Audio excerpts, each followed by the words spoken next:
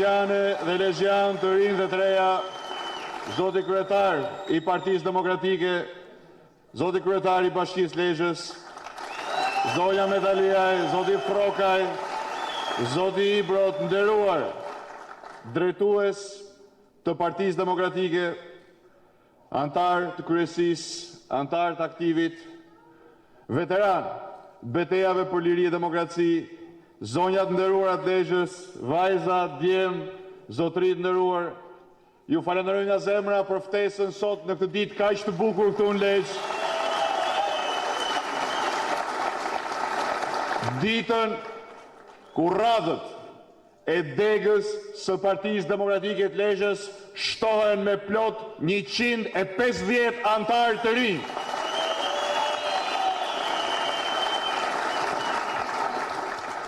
Kjo është një ngjarje e shënuar për demokratët e Lezhës, është një ngjarje e shënuar për degën tuaj, por është po kështu një ngjarje e shënuar për gjithë shqiptarët dhe natyrisht dhe për mua, si kryetari i Partisë Demokratike, si kryetari i opozitës, i koalicionit tonë bashkuar, jo thjesht dhe vetëm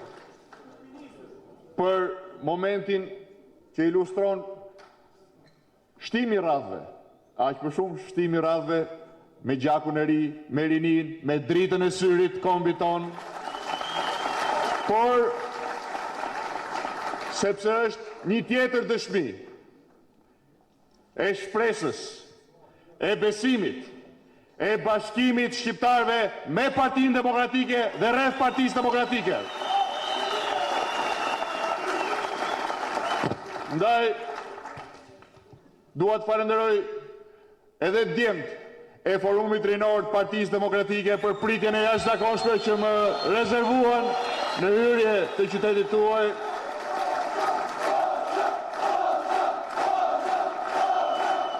E t'ju them se me entuziazmin tuaj ngjitës, me optimizmin tuaj dhe me vendosmërinë tuaj për t'i shkuar deri në fitore, deri në fund betejës tonë, por i kthem shpresën dhe besimin për çdo shqiptar, kurajon për të përballur, për të qëndruar, për të luftuar dhe për të fituar të nesërmen, të ardhmen e Lezhës dhe gjithë Shqipërisë.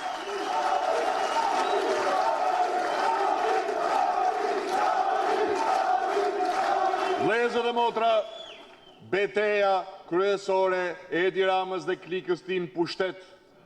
ndërkohë që shtrëgonte lakun në fytin e çdo shqiptari, ndërkohë që shkatërronte ndërmarrjet e punësimit dhe i zëvendësonte ato me plantacionet e drogës, ndërkohë që kapi parlamentin, zgjedhjet, shkatërroi gjykatat kushtetuese dhe të lartë, paralizoi prokurorinë dhe e ktheu atë në instrument të bindur për të mbyllur dosjet e korrupsionit dhe krimit organizuar dhe për të goditur politikisht kundërshtarin. Ndërkohë që buritë e propagandës më të shfrenuar dëgjoheshin e dëgjohen nga mëngjesit deri në darkë, madje më thonë edhe në këto çaste me propagandë të shfrenuar po mundohet të mbush mendjen shqiptarëve se Shqipëria nuk ka asnjë problem. Përkundrazi, madje edhe shqiptarët e ngritur në protest janë një ftesë për turistët, e kuptoni se deri kur shkon çoroditja e njeriu të shkëputur totalisht nga realiteti i mjerimit që ka krijuar për njerëzit. I ka ikë truni.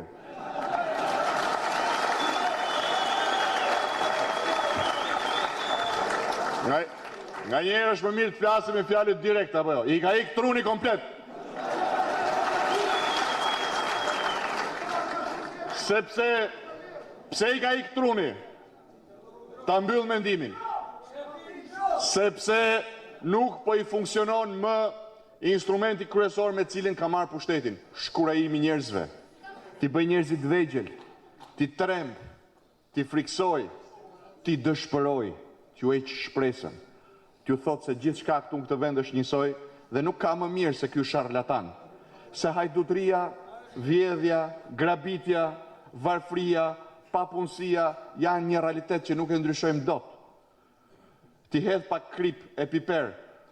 me shakat e pakripura,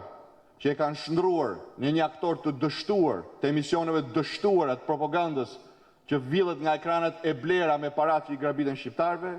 të ofrojë pra një spektakël bajat dhe me këtë ditë pas dite, javë pas jave, ta shty sa ta shty.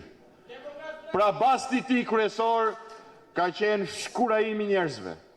friksimi njerëzve, përçarja shqiptarëve, hedhja shqiptarëve kundër njëri tjetrit. Ata që mbrojnë shtëpit janë shpellar. Studentët që dalin për drejtat e tyre janë ngelës. Fermerët që nuk arrin dot të shesin prodhimet dhe i hedhin kanal janë dembel. Shtresa e mesme që lufton për mbijetesë, profesionistët, mjekët, inxhinierët, sipërmarrësit, janë njerëz të cilët nuk meritojnë, as dëgjohen, as flasin. Pra shkurajimi i shqiptarëve ka qenë çelësi i sundimit paligjshëm dhe antikushtetues, ka qenë formula mbi cilën është ndërtuar bashkëpunimi i Ramës me krimin për të uzurpuar në radh parë votën e shqiptarëve, përmes uzurpimit votës parlamentin, përmes uzurpimit parlamentit qeverinë, ministrit, pushtetin çdo qelis, drejtësinë, median, ekonominë dhe gjithçka tjetër. Por basti i Ramës për t'i shkurajuar shqiptarët, për t'ju ulur kokën, për t'ju hequr kurajon, për të luftuar për veten e tyre, për fëmijët e tyre, ky bast humbi. Plot 11 javë më parë, me 16 shkurt, ditën e nisjes kryengritjes demokratike popullore për largimin e qeverisë shkrimit,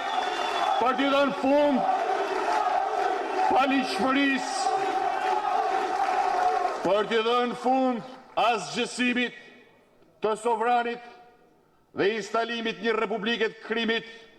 me parlament falso, me qeveri falso, me drejtësi falso, me media falso, me ekonomi falso. Kjo ëndër Edi Ramës, ëndër satrapi oriental, u thërmua nga Bashkimi Popullor i 16 shkurtit, i cili diktoi aktin më sublim që ka ndërmarrë ndonjë opozitë shqiptare, ballkanike apo europiane, djegjen e mandateve, duke djegur kështu legitimitetin e parlamentit krimit, duke e zhveshur atë nga e vetmja gjë e pastër që kishte brenda, që ishte vota e pastër dhe e kulluar e demokratëve shqiptar. Ne ju bindëm verdiktit popullit, pasi shteruam çdo mundësi për të korrigjuar nga brenda këtë sistem të kalbur që nga rrënjat deri tek fruti. Ju e dini fare mirë se në pothuajse 2 vjet luftë parlamentare përdorëm çdo instrument, nga komisionet hetimore parlamentare, të cilat do të vërtetonin se si Edi Rama kokë ke këmbë, bashkë me Sajmir Tahirin e Fatmir Xhafën, bashkë me Tauland Ballën e Damian Gjiknurit, bashkë me Arben Ametajn e Qazim Sejdinin, bashkë me Pierin Dreun e Paulin Sterkajn, bashkë me Ymer Lalën dhe Emiliano Shullazin, bashkë me Dritan Dajtin dhe Astrid Avdylajn, u përfshin në ndërmarrjen më kriminale që ka parë ky Ballkan i mbushur me krim dhe korrupsion. Shndruan fushatën elektorale të vitit 2017 në fushatën e korrje shirjeve të krimit, duke instaluar bandat kriminale nga bajrat e Shkodrës, tek ndokat e Lezhës, nga çetet dhe sanxhaktarët e Elbasanit, tek shullazët e Tiranës, anë mban Shqipërisë, si kapitenët e vërtet të vjedhjes, blerjes dhe tjetërsimit vullnetit qytetarëve, duke instaluar kësaj një parlament nga krimi, të krimit dhe për krimin. Ky grusht njerëzish, bashkë me një grusht oligarkësh, janë sot autorët e Shqipërisë së përjashtimit, që ka përjashtuar këta të rinj, e qindra, mira të tjerë, në Tiranë, në Durrës, në Elbasan, në Korçë, në Shkodër, në Vlorë, anë mban Shqipërisë, nga e drejta më themelore e drejta për një arsim të lartë cilësor, që ka përjashtuar qindra mijëra fermerë shqiptar, 360.000 familje fermere, nga ndihma minimale për të përballur me punën e vështirë dhe tekat e motit, duke zhdukur subvencionet, duke shkatruar skemën e investimeve dhe duke i dorëzuar të gjithë industrinë, tregtinë, importin, eksportin e industrisë ushqimore në duar një grusht grosistësh, monopolistësh dhe oligarkësh, të cilët sot helmojnë popullin me ushqime të skaduara, me ushqime jashtë çdo kriteri sigurie, vetëm për të mbushur xhepat e tyre dhe për të dhënë padronit tyre politik pjesën e rishfetit.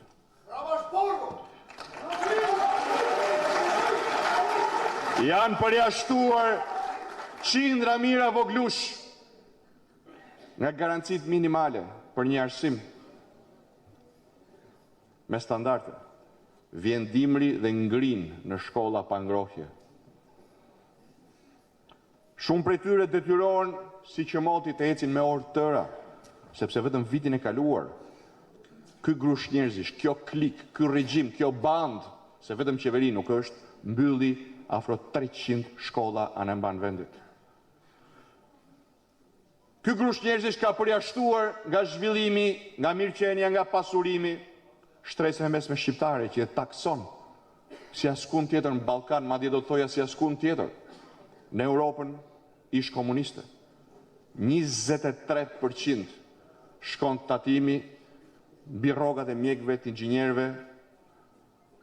të ekonomistëve, të profesionistëve, të specialistëve të teknologjisë informacionit që përbëjnë shtresën e mesme shqiptare. Pjesën që duhet garantojë përmes inovacionit, dinjitetit, mendimit lirë, jo thjesht dhe vetëm stabilitet ekonomik, por edhe stabilitet shoqëror dhe stabilitet politik. Po është pikërisht pavarësia mendjeve të tyre, fuqia e intelektit të tyre që Edi Rama nuk e shikon si një aset për zhvillimin e vendit, siç e konsiderojmë ne, demokratët, siç e konsideron e djatha shqiptare, e djatha europiane, por si një kërcënim për sundimin e tij. Ndaj, i sheh më mirë dhe i do më mirë në emigracion se sa këtu në Shqipëri. Dhe kjo është arsyeja pse po zbrazen spitalet tona nga mjekët. Kjo është arsyeja sepse ndërmarrjet e ndershme, sipërmarrja e ndershme shqiptare sot e ka më të vështirë se kurrë të gjejë njerëz të kualifikuar. Kjo është arsyeja sepse mosha mesatare e inxhinierëve në kompanitë e ndershme shqiptare ka shkuar nga 35 vjeç në 49 vjeç e do të vazhdojë të rritet, sepse rinia e në veçanti profesionistët e ri po i drejton emigracionit. Kjo është Shqipëria e përjashtimit që ka ndërtuar Edi Rama. Njësoj si dikur në Afrikën e Jugut, një grush njerëzish ka ndorë gjithçka dhe shumicat dormuese janë të përjashtuar nga gjithçka. Me 16 shkurt, shumica vendosi mos të hesht më. 11 javë më parë, shqiptarët u bashkuan, Lezhë u bashkua dhe ishte në kryet këtij bashkimi,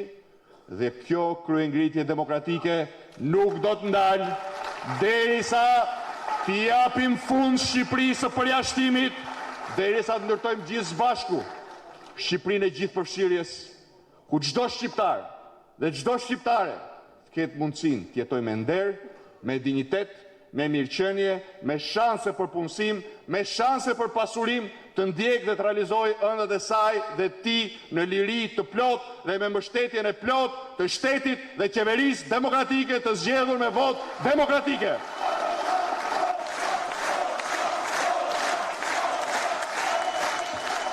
Kjo është arsyeja, vëllezër dhe motra, sepse jemi së bashku me gjithë shqiptarët e televizjet madhe. Nuk i ngjan dhe nuk mund i gjaj asnjë fushatë elektorale sepse është shumë më shumë se sa thjesht një fushatë elektorale. Është një lëvizje kombëtare për t'i dhënë fund tranzicionit. Kjo krizë e tmerrshme është produkti i zezave më të mëdha të tranzicionit. Dhe një nga zezat më të mëdha është bashkëpunimi i Edi Ramës me kriminalët për të marrë pushtetin, për të mbajtur pushtetin. E dyta është bashkëpunimi i Edi Ramës me oligarkët, 10 njerëz që kanë dorë sot gjithë pasurit e vendit, marrin gjithë tenderat nga buxheti i shtetit që financohet me paratë e taksapaguzëve. Marrin të gjithë licencat dhe lejet e shfrytëzimit nga nafta e mineralet, nga bregdetit e lejet e ndërtimit. Marrin të gjitha favoret, zaptojnë tregun, konkurrojnë jo me vlerë të shtuar, jo me teknologji të reja, po vetëm sepse garancia për të shitur dhe për të blerë është një njeri, kryeministri i një qeverie të korruptuar, i cili për të avantazhuar këta 10 oligark, po bën kërdin mbi biznesin e vogël, mbi sipërmarrjen e mesme, mbi çdo tjetër që nuk është pjesë e tepsisë ti të pushtetit. Dhe sfundmi, në aleancë me një grusht pronarësh mediash, të cilët prej kohësh kanë braktisur interesin publik, kanë braktisur misionin e shenjtë medias për të bërë transparencën dhe për të kërkuar të vërtetën pas çdo fasade dhe janë kthyer në konsumator me lugë në brez të favoreve qeveritare, të tenderave qeveritar, të koncesioneve qeveritare të Ramës, të gjitha korruptive, pra të grabitjes shqiptarëve, të marrjes parave nga xhepat tuaj, që pastaj në vend që t'ju kthejnë në shërbim, në transparencë, në liri mediatike, në hetime gazetareske, ju kthejnë me propagandë, me trush shplarje, me fshehet vërtetës, me mbulim të skandaleve qeveritare dhe me sulme ndaj të vetmes vlerë që ka sot vendi, ndaj të vetmes garanci që ka sot vendi për luftën kundër korrupsionit dhe krimit, ndaj të vetmes forcë që ka për transformim Partisë Demokratike dhe Opozitës Bashkuar. E pra, themeli këto 3 këmbë të karrikes po bien njëra pas tjetrës. Sepse as përçarja, as shkurajimi, as propaganda nuk pinë më ujë. Ne jemi gjithë bashkë dhe Partia Demokratike po i prin kësaj betejë me 2 kolona kryesore, njëra prej cilave është vendimtare, që nesërmja mos të thjesht dhe vetëm ndrim, rotacion, karrikesh, po tjetë fundi tranzicionit dhe transformimi real që kemi ndëruar dhe pritur gjithë.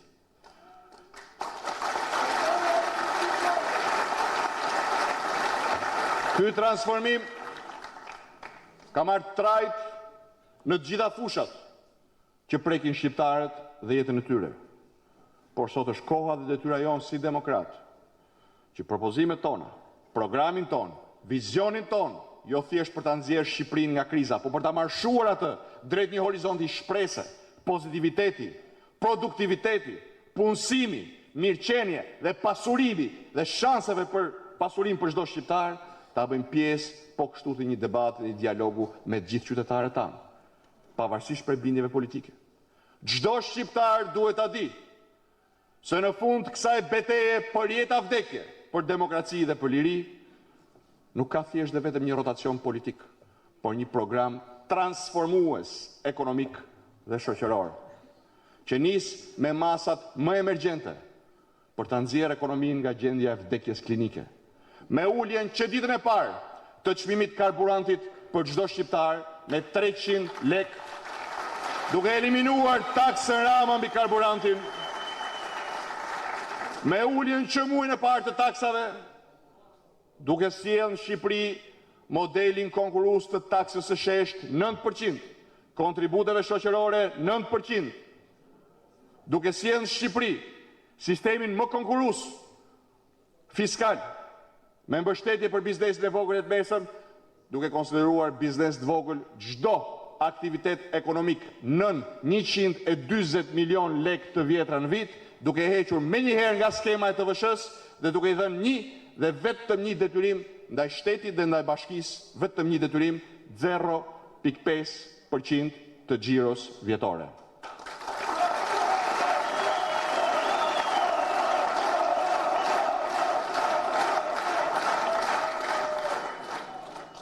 Këto masa kanë për qëllim të arrestojnë, të ndalin menjëherë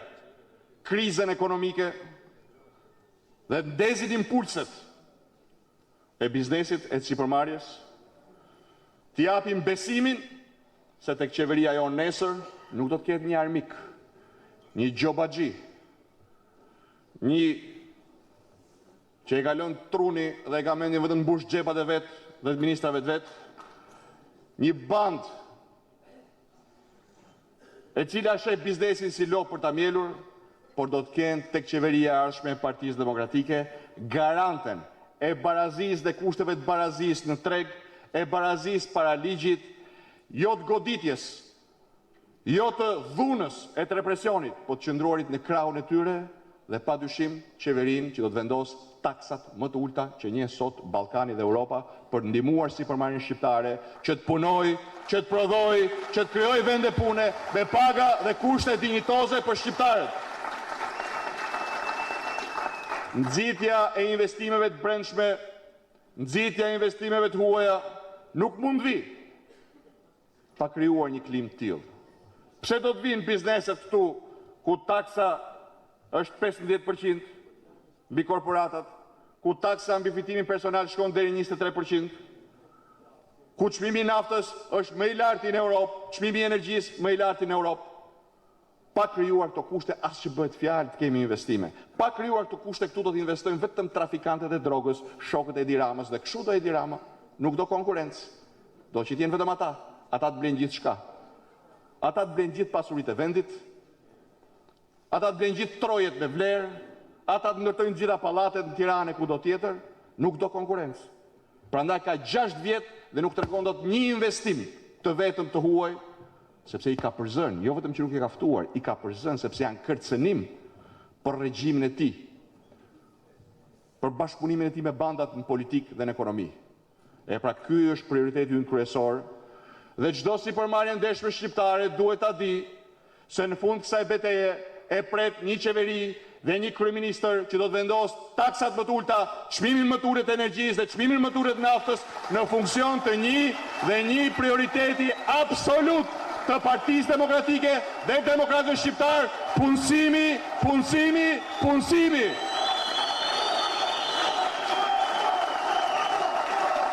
Lezhë dhe motra,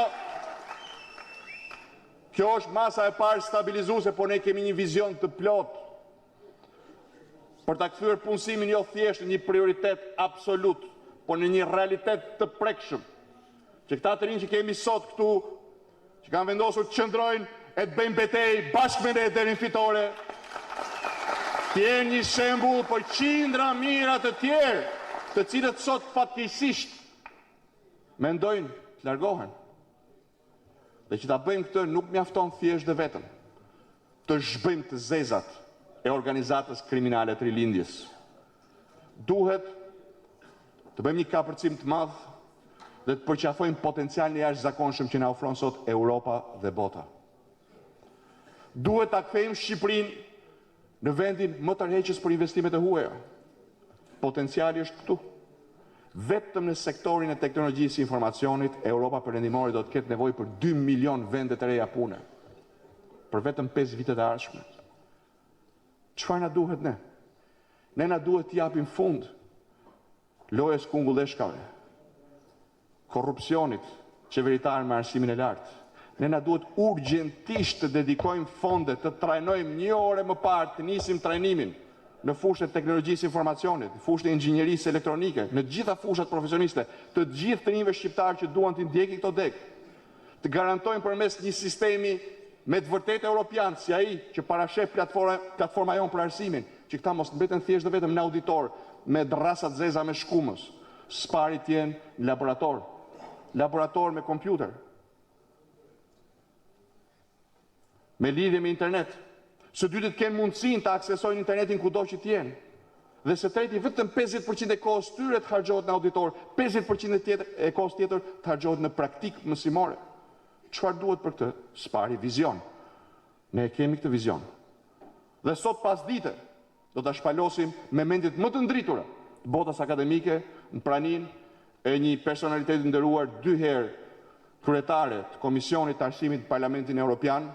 dhe aktualisht presidente e Fondacionit Robert Schuman të Partisë Popullore Europiane, zonjën Doris Pak në Tiranë.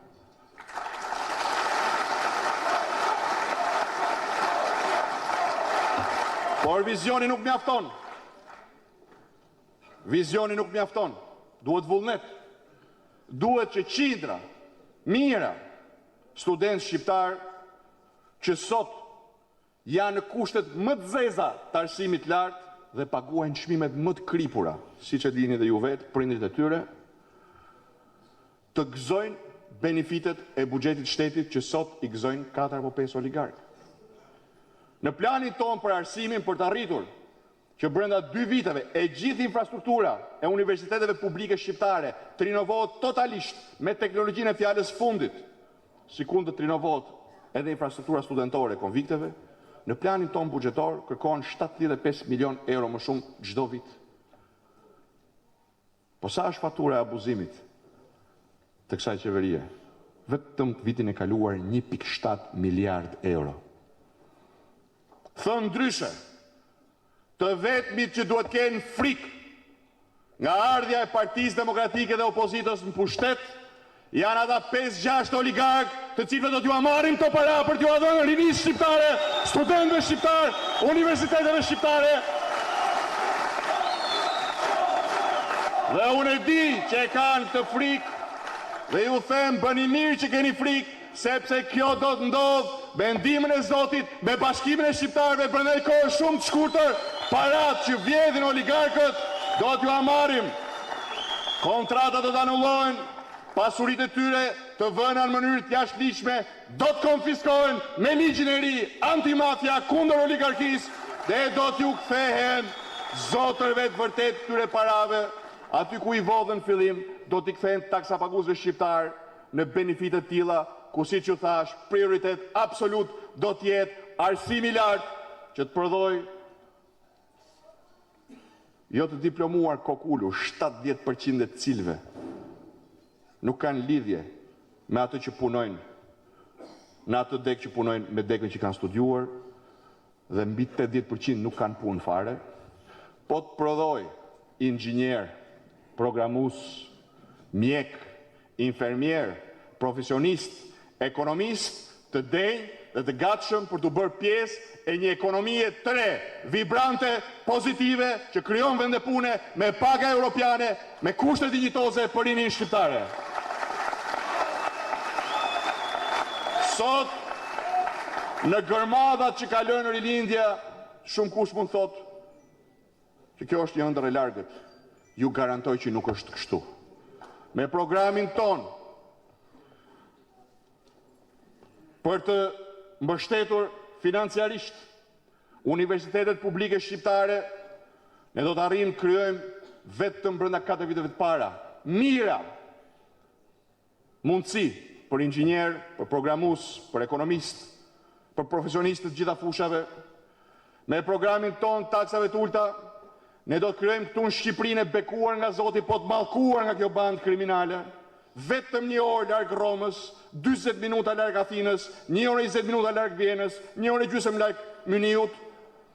inkubatorin më të fuqishëm të teknologjisë informacionit në Europën juglindore dhe punësuesin më digjitos për rinin shqiptare. Po, zonja dhe zotri, ambicia jonë është jo vetëm të sigurojmë kushtet për investime, që të punësojmë të rinjtë e Lezhës, të Shkodrës, të Kukësit, të Dibrës, Tropojës, të Matit, të Vlorës, të Korçës, Beratit, Gjirokastës, Tiranës dhe gjithë Shqipërisë, po ta bëjmë këtë